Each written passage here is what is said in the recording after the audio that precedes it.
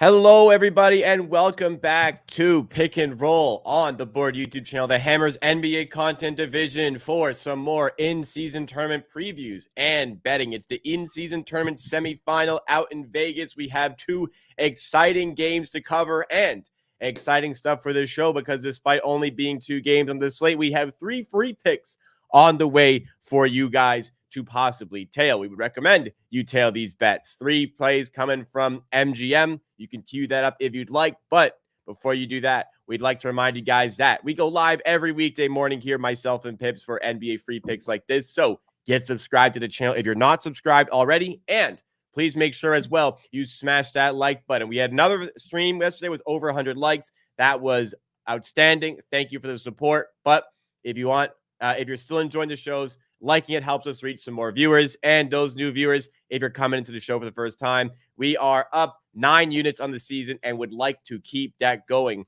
with 3 picks, as I mentioned. Okay, guys, let's get into those 3 picks. Then we'll hear from Pips why he is backing these. So first of all, we are going to the Pacers and the Bucks game, and we are going to be playing Giannis Antetokounmpo and Buddy Hield. Giannis, 30-plus points. Buddy Hield, 12-plus points, minus 115 odds at BetMGM. If you have access to ESPN Bet, play all 3 of these over there instead. We're tracking the widely available option to be fair to all of our viewers here. Second play is in the other game, Pelicans at Lakers. It's another minus 115 SGP at BetMGM. It is Anthony Davis over 23.5 points and 10-plus rebounds, and it's LeBron James over 4.5 assists. The decimal odds in the graphic are equal to the odds in American odd format that I'm presenting over here. So we're all good. On the third play, we're going back to the Pacers and we're going back to the Bucks. We're taking a plus 115 SGP at BetMGM. We have Brook Lopez under 7.5 rebounds, Ben Mathurin 10-plus points, and Miles Turner 12-plus points. All right. We'll bring it over to Pips for that first pick. Reminder, it's Giannis 30-plus, Hield 12-plus. Pips, talk us through this play. So Giannis is pretty obvious one. He had a very difficult matchup against the Knicks. Still end up scoring 35 points. Single elimination games. Giannis, just a different beast. Earlier this season, he played the Pacers, scored 54 points. We had him in that game. We'll have him probably in some way or other way in every single game against the Bucks. Now his straight line is a bit like it moved 2 points over the last 2 hours, and now it's 34 and a half. So we are going with same game parlays. I initially wanted to do over 32 and a half straight, move 2 points. So I'm taking this one. Pacers are the great defense, defending spot up, so they are not helping inside. So with no help and no wall in front of Giannis, with so many points allowing in the paint, this is like the Giannis dream spot. The total for this game is 257.5 points in single elimination game, which is kind of crazy. But what we saw from the Bucks and Pacers is exactly what we can expect in this game. So, yeah, Giannis is pretty straightforward. Second part of this bet is Buddy Hield, one of the best pull-up shooters ever. Is now playing against the terrible backcourt defense in drop coverage. So he should just be, like perfect matchup for Buddy Hield and his like skills. Earlier this season, he scored 11 points against the Bucks, and he was playing off the bench. And he played 22 minutes and shot 11 threes. So he shot a 3 every 2 minutes. That's insane. And ended up scoring 2 out of 11 and still ended up scoring 11 points, 1 point short. And that was off the bench in 22 minutes. Now I would say he has secured safe 30-plus minutes. And he's shooting this season also 41% from the 3. Like, he's one of the best to ever do it. And perfect matchup, do or die game against the Boston Celtics, who are not a great matchup for Buddy Hield. He scored over 20 points. So in the slower paced game, lower total, he covered this almost like double it. Now against the Bucks, I mean, like perfect match. I actually think we can do this one as a 1.5 unit. As I'm just speaking, like both guys in a perfect matchup. Yeah, I like a lot like this bet more than other two, so I will make it 1.5 unit. Okay, 1.5 units on this play. I'll adjust the graphics here. We're going extra. We're going extra on this one. Okay, I like it. Let's go to the second play here. We are going to the Lakers and Pelicans game. It is AD over 23.5 points, 10 plus rebounds. LeBron over 4.5 assists. Talk us through this matchup and why you're going to go for this bet today. So Herb Jones will probably guarding LeBron. So LeBron won't have an easy matchup. Austin Reeves, when coming off the bench, will also have like tough matchups against Alvarado, against Najee Marshall, against like some times of Herb Jones. So like the easiest matchup for this game is obviously uh, Anthony Davis. So if you take a look at the last, I don't know how many games, like 10 games against Jonas Valanciunas, he averaged 27 points and 12 rebounds. If you take a look at like the last game, he shot 26 field goal attempts and scored 27 points against Phoenix Suns. Like complete opposite defense of the Pelicans. Pelicans are one of the worst defense at the five.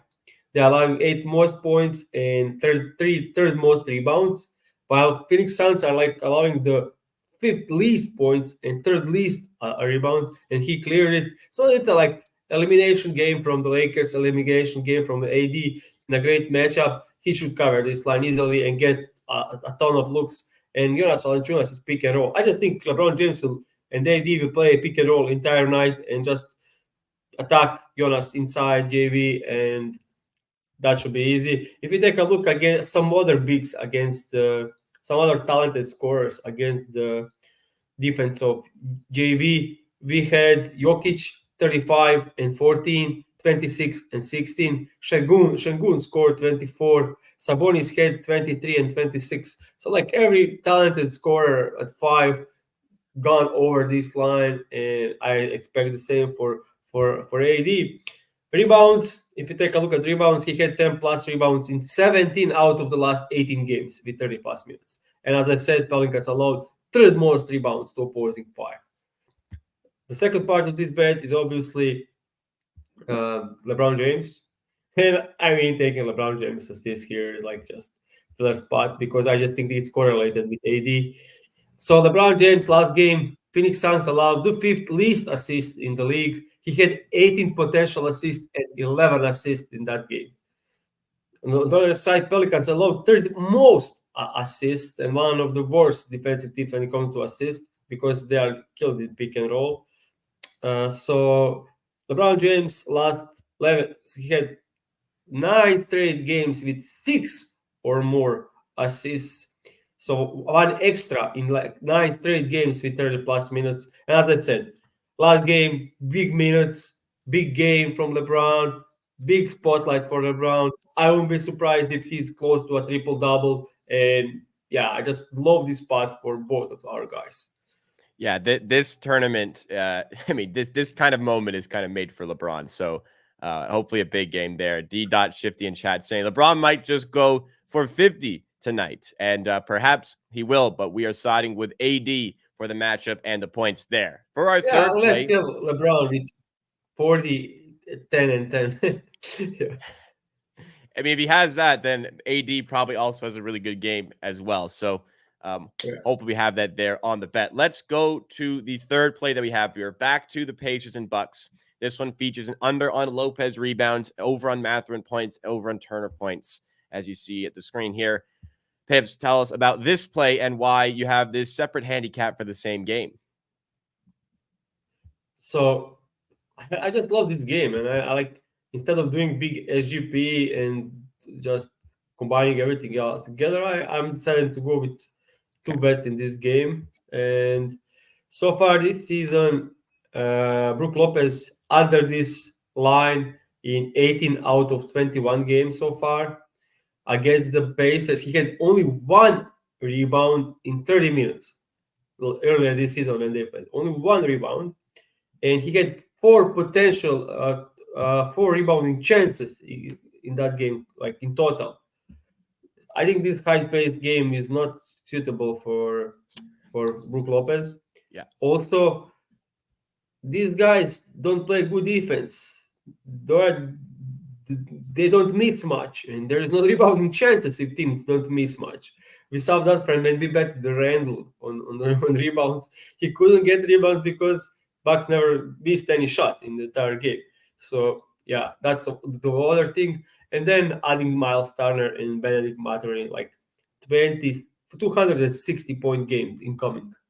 Like Pacers cut their rotation, so they played 8 guys last game, and only 7 guys played more than 10 minutes.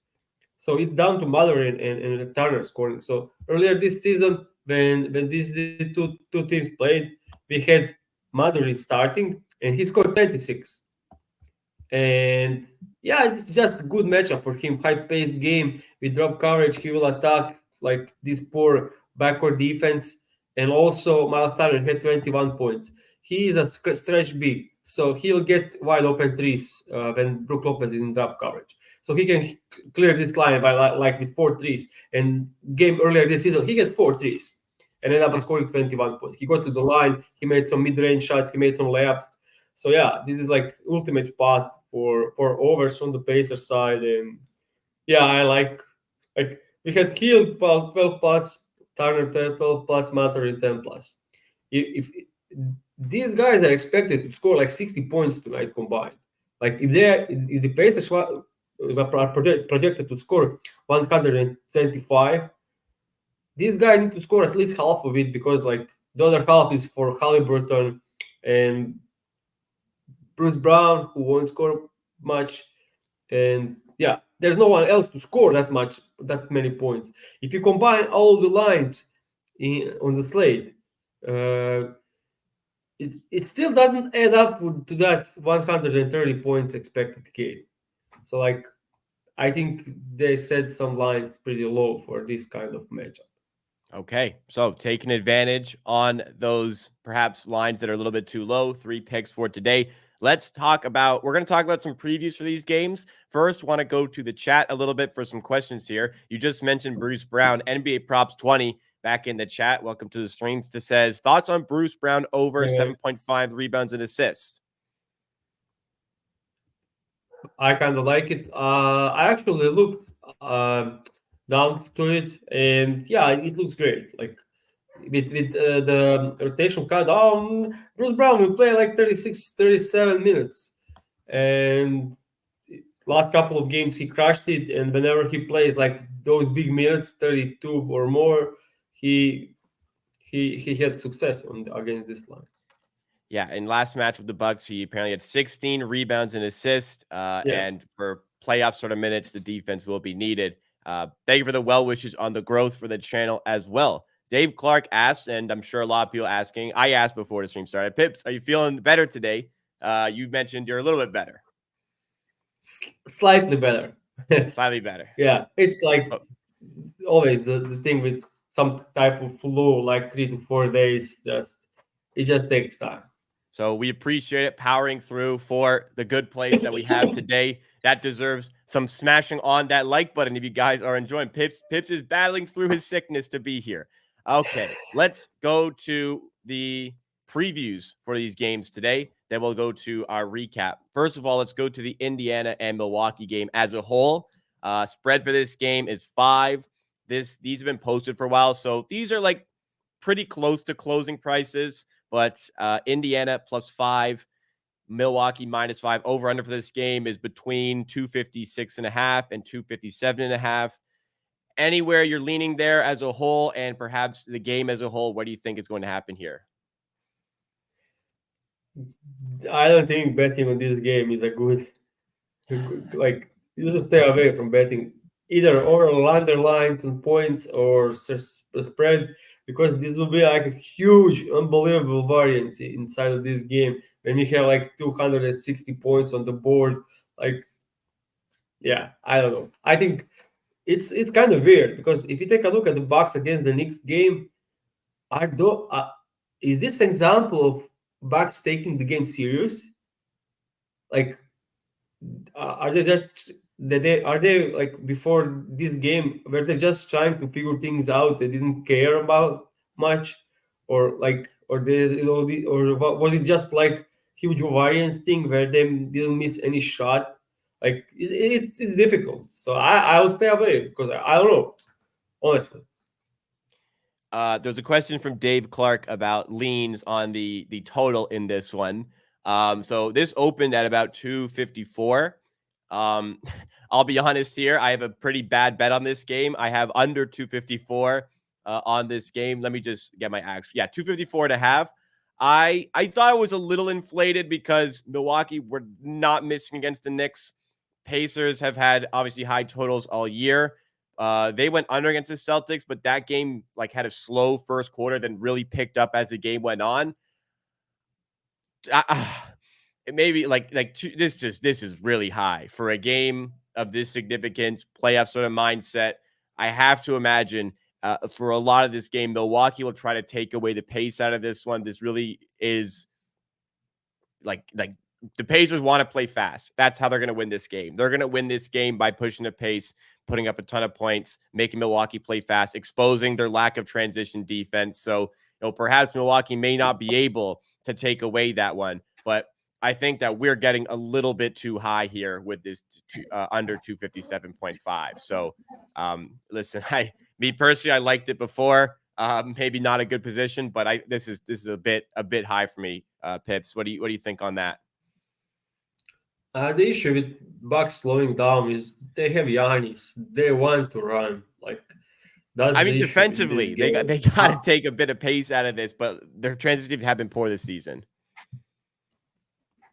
The thing is, Bucks will be always happy with other teams shooting threes and mid range and not getting to the rim at all. With that, just the way they defend. And I don't know, like at 257 and a half, oh, I obviously lead under. That's insane. But yeah, I also don't know. Like these games Yeah, are fair just enough, fair enough. But insane. just Yeah. to respond to the question there, it's hard because like obviously there's a lot of reasons why there's gonna be a ton of points here, but this is just so high that it's tough for me to take an over. But a lot of people have taken the over on this game, as I mentioned, to push it up by a lot going into this one. Let's talk about the other game in question. It's the Pelicans and it's the Lakers here. The total has started to climb a little bit. It got a bit lower yesterday. It opened at around 230. It fell to like 229. Now it's starting to get up to 231 and a half. Lakers opened close to a pick 'em. Now it's -2 for the Lakers. Any strong opinions on this one, Pips?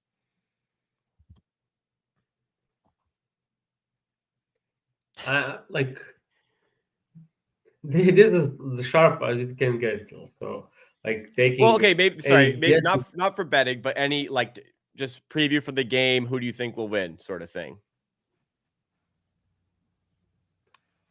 I think I think Lakers will win because LeBron and AD, like they don't have anyone to stop AD, and AD is defense by himself on the other side of the court. And AD, when we are leaning into AD to win the game on both sides, it never went well so far.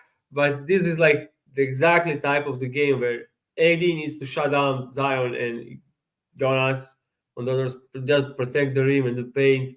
And on the other side, he needs to put like 30 and 15 tonight in order for them to win. I know Will Brown will have a great game. Like that's not even questionable. But the thing is, AD, we need like top tier night from AD. Honestly, whenever I counted on AD to be play unbelievably like as he can play great, he came up short a lot of times in the recent years. So This is bad. We have the bet it's on difficult. we had the Yeah, bet on AD I don't today. even What's know. going on here? Yeah, I mean, he's in perfect spot. Like that's what I'm saying, Okay, but not that I trust him a lot. So yeah, it's like Levine, we've had a lot of Betts and Levine Or as we've done Tyler this Hero, show. like Yeah. Well, Tyler oh Hero. my Like, goodness, we already talked about Tyler Hero. I believe we are winless on Tyler Hero bets on like a sample of yeah, like between 5 and 8, which is insane. yeah, I 7 or 8. yeah, truly remarkable. Okay, final question before we go to recap. A recap I'm not looking forward to. NBA Props 20 asked about Zion and the surge in ball handling. With CJ returning, Zion has struggled to go over his points, but is producing a high level of assists each game. Do you think that this is something the Pelicans will continue, or is it just more of a phase right now? I don't know if anyone watched Chuck, what he said on the ESPN. I think it was ESPN or TNT. I don't know, TNT. but yeah, he spoke about Zion, and I completely agree, word for word, what he said. He's just jogging around. I don't see him like he's out of shape. That's the issue with Zion. Like he played low minutes last game because he wasn't trying hard, but Point Zion is unbelievably great thing, and it's not just they just decided to play through him more, and they decided to run Point Zion more like than earlier this season, and it's working great so far for Yep. them because it's unstoppable. Especially if he's playing it with like Ingram screening for him or CJ screening for him. Like, how do you stop it?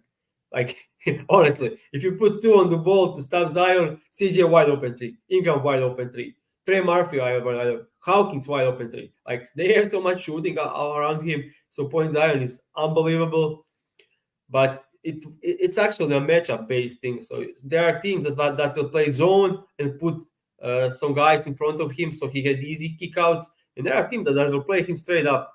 So I think Lakers could be a team that will play him straight up. AD is not afraid of Zion. Like he'll Okay. get inside and yeah.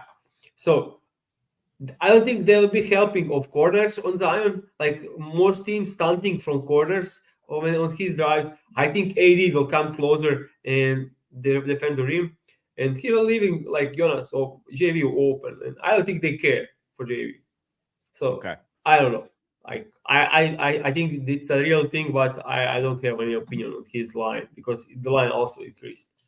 I remember last year before he got hurt to start the season, he was playing as a point guard and was one of the top 5 players in the NBA. Like just unreal performances. So, Yeah, yeah, and you Point Zion put seems to shooting work well. around him like unstoppable, Yes, unstoppable. for And sure. he even And CJ, it just adds that spacing that makes a big difference. yeah. Okay. Final thing. Let's go to the recap of yesterday's plays. This one was a frustrating. This one was a frustrating day. So we had a 1-2 Uh, day. One of the 2 losses was in the big SGP. That one didn't come close, unfortunately. As much as it was 5 out of 6, Claxton goes one. I think he finished 1 of 5. Didn't close the game. He just wasn't shooting the ball really well, and doesn't. I think he finished with 4 points. Doesn't come close to his 10. Everything else hits, but Pips, Claxton didn't take a lot of shots here. Was it just he missed a few early and they stopped going to him? no, actually, Hawks changed their defense and started playing drop coverage.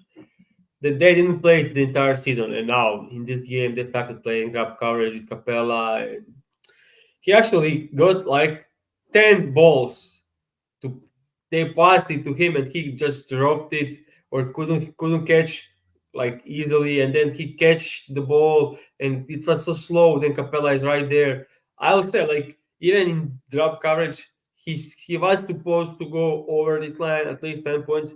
It was insane how he fucked up so many possessions. Like that's why he had low minutes, because he was playing terrible. Like he was watching, I don't know, Mitchell Robinson catching the ball or Aiton like on the it's a terrible game for Claxton. And honestly, last game he had 22 points and it was all easy, wide open layups and dunks.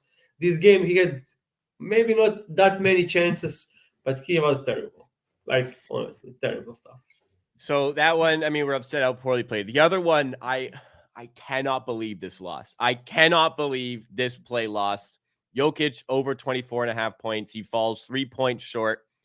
Rebounds are fine. Paul George points were fine. But Jokic, oh my God, the way he played, the looks he had, I think if they played this game 100 more times, he would cover 95 of them. Like, I'll say yeah, you go 99. ahead. So if he get these kind of looks on this kind of volume, if he plays 100 games, he's averaging 40 points. Yeah, I can't believe he didn't cover this. This is unbelievable. Yeah, I Of watched all the people, entire Jokic. game. Yeah, uh, I, the game started crazy. First 2 minutes, Jokic is 2 from 3. He had 6 points. Then he missed 9 straight. Then he missed 7 straight. Then he missed 5 straight. Like, and those were like his easy, like 7 to 8 feet, like push shots that he's shooting 70% this season. Like those were not some difficult, crazy shots. Like out of these 32 shots, 20 were easy shots that he makes 65%. Also, I'll say, first time in his career that he took 24 or more field goal attempts that didn't cover. So not only he took 24, he took 32. So 8 more than, like, insane. 42 straight covers when he takes 24 or more field goal attempts. He had 32. Like, this thing is happening like once in what this is 1%er, I will say. Like 1 in 100 games it will happen when Okay, Jokic so I said 5 like out of 100. he You was say 1 wide of open 100. on every pick and roll. He was wide open on every pick and roll. Like Jamal Murray and Nikola Jokic pick and roll, pocket pass, Nikola Jokic wide open, Nikola Jokic wide open, Nikola Jokic wide open. And he just kept missing. I like, this is insane. Insane stuff. Like, We're nothing to do part of a about little it. bit of history here with the with the loss because we got a historic Jokic poor Unbelievable. performance. Pips had the flu already before yesterday, but perhaps this one contributed to his inability to recover fully He overnight. probably was outside on some Serbian music and drinking. So could be, I think. He was in Los Angeles, so Well, we had another home run spot, and the home run was on Joel Embiid points, which he had 50. But the Wizards kept it close. The Wizards kept this one close. Sweat a little bit on the spread, but Embiid just absolutely destroyed every personal line in this one. How did the Wizards manage to keep this one as close as they did? It was a 5-point game in the end. 76ers didn't care at all about this game. Like, when the game started, they went, like, their effort on defense was worse than All-Star game. Like, honestly, they didn't even try like 5%. They were just letting them have wide open layups, wide open dunks, threes. Like, they didn't even try. I was like honestly stunned that, but I watched the game and beat was like 0% effort on defense. Like, guy will go for a layup, he won't even contest it. He will just like score. I don't know if he's like letting them score so he gets 4 quarter minutes and scores another 50 game. Could be. They did start playing a bit better in the fourth quarter. They were down like They were 2 down minutes 6 into the late. fourth. They were down 5 points. And then when they beat their turn, yeah, they started playing better. And this was not like a bit sweaty. It was unbelievable sweaty because they were up 5 and Gallinari was shooting 3, like with the last second left, 1 second left. Yeah. If he made that 3, we will be hooked on this shit. And then later on, we will lose Jokic like this. This could be like a nightmare night. I don't know. Like, insane stuff. But we got there, and we should go there like a lot of times with this bet. But it was insane. Honestly, I bet the over Embiid 31.5, and so I was so happy about it. And yeah, I don't know. Like, this is insane. I'm And yeah, go ahead. teams on the road, honestly, seems like they are just not blowing out anyone. I don't blowouts we saw from the away team. Like, not many this season. Hang on. Let me see if this one from yesterday was away.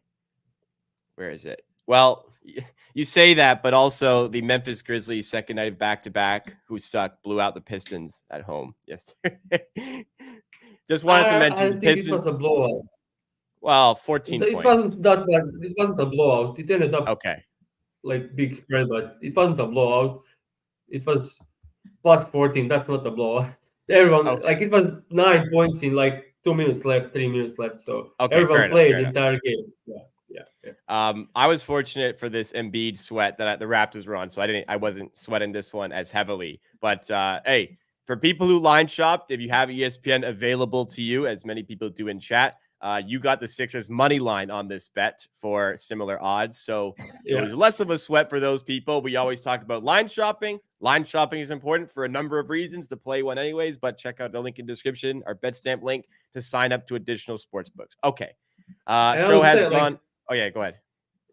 I'll just say one thing. Like you guys need to understand that with show running at this time, and when the games are like 2 games days, lines open day earlier, like 24 hours before the show.